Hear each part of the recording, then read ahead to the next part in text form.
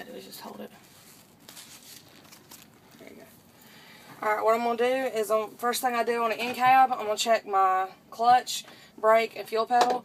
They're all three properly secure. Checking my gear shift, it's properly secure. Then I'm going to put my key in the ignition switch. And I'm going to check for my defrost. My defrost is working properly.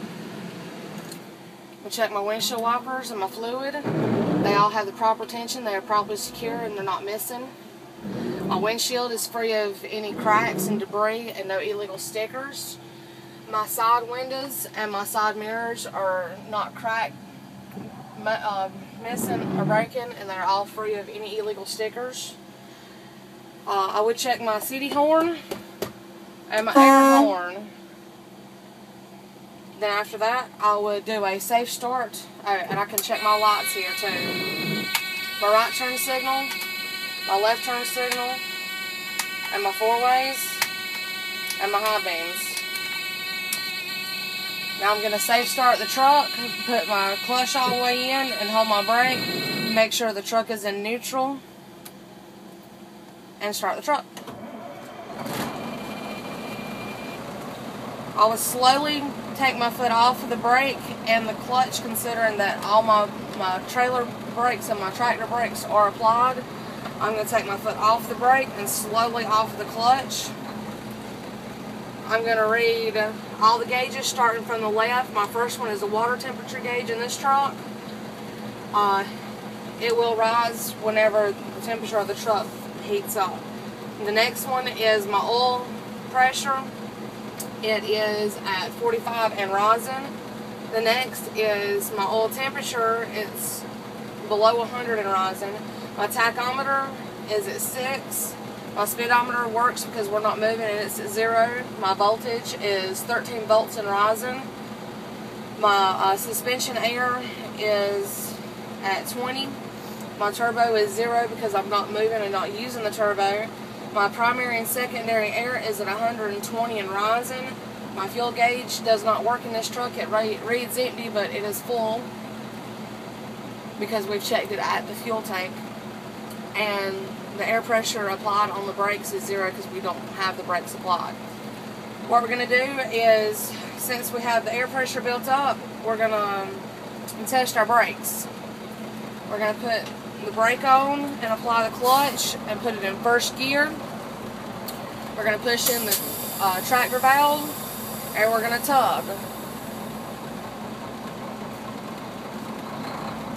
After we tug, we apply the clutch again and say that the tractor brakes are working properly. We pop them out, push in the trailer valve, or trailer brakes.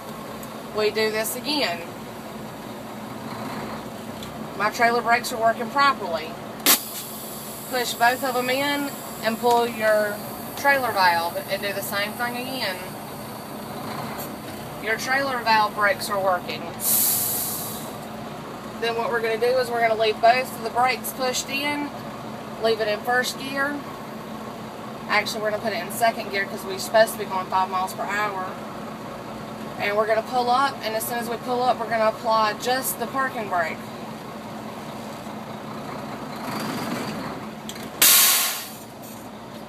Our parking brake works perfectly.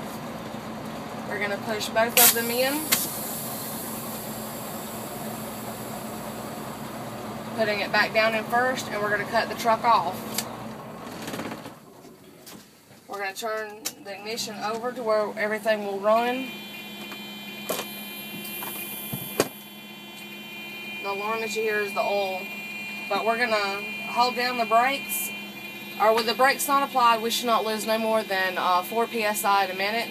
It's been a minute, we've not lost more than 4 psi. We're going to hold the brakes down. In a minute, we should not lose no more than 3. It's been a minute, we've not lost no more than 3 pounds of psi in a minute. Now we're going to fan our surface brakes until the light comes on, or an alarm, which the first one's going to be a light and the second one should be an alarm. The indicator comes on at 60 psi. I'm going to continue to do that until the buzzer comes on, which should be between 25 and, which is between 25 and 45. What we're going to do is we're going to safe start the truck once again, and we're going to rev it up to between 12 and 15 RPMs and get the air pressure built up. Once it gets to 80, it should go from 80 to 120 in 45 seconds, both primary and secondary air. It should cut out about 125, 130. That lets me know that the air tank governor cuts out, and we're going to fan them back down again to 80, and then we're going to redo this over again and make sure they cut out again, and then after that you say that your air generators or air pressure tank generators are working properly.